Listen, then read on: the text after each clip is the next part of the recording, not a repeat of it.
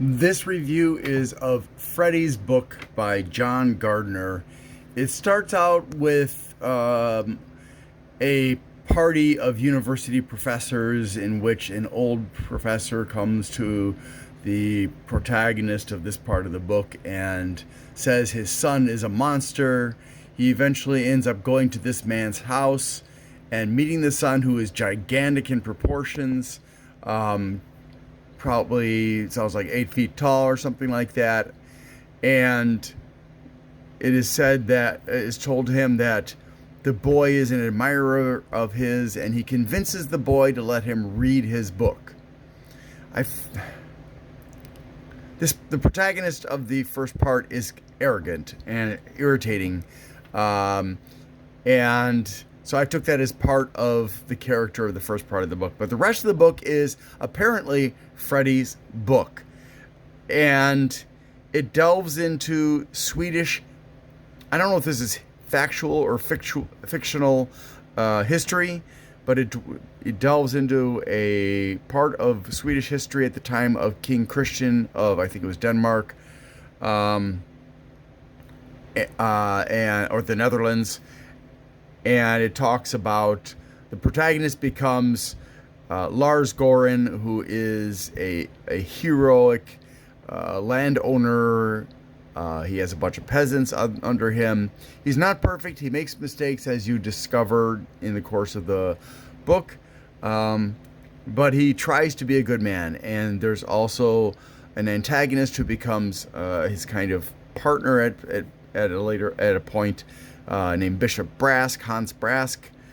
And his best friend is I've forgotten the name because it's a very odd name. The last name is Vasa, and he becomes the king of Sweden after a war. John tries to present a complicated plot, but because he tries to do it in a quick manner, it isn't well carried out like in, say, James Clavell's Shogun. But, it's kind of interesting. But ultimately, fact or fiction, and I'm assuming it's fiction, this book is an intellectual's book. It is a philosopher's book because it delves into politics and religion and mysticism, and it really can be kind of confusing for people to fully grasp this book. And I'm assuming that it was deliberately Mr. Gardner's desire to create confusion, and he uses Brask, the bishop, as a tool of that throughout the book, on and off, and also King Vasa and Lars Goren. There are different perspectives being presented, and the devil is in the story, and so on and so forth. And so I don't think the average person will be able to appreciate this book. But if you like history, if you like philosophy, if you like critical thinking and analysis and things like that, politics and stuff, I think that you'll find this an interesting book to read. I was disappointed by the fact that Mr. Gardner, at the end of the book, did not revert back to the story of the professors and the monstrously sized son who wrote the book, because it really left a loose end there that I thought would have been a good one to tie up. It just kind of concludes with... So it seems to me like Mr. Gardner might have written the story of Sweden first and then decided, well, gosh, I need some way to introduce the story. So he just kind of, I feel like he tacked on the beginning with the professors and the young man. And the fact that he didn't provide an ending involving them just kind of reinforces for me that it was an afterthought. And so for me, that kind of was a negative to the book. The irritating nature of the professors, that's fine. They're professors after all, and some people get very full of themselves when they get into a position like that, of authority like that. So yeah. Anyways, if you are interested in that kind of a book, I suggest reading this book because it is very interesting, and it looks at the world from a slightly different point of view.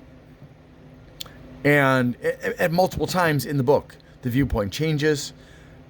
So that really is one of the pluses about this book, is there are so many different perspectives in the book, but it does have its weaknesses as well. So I'll give this book, I'll give it a 7.5.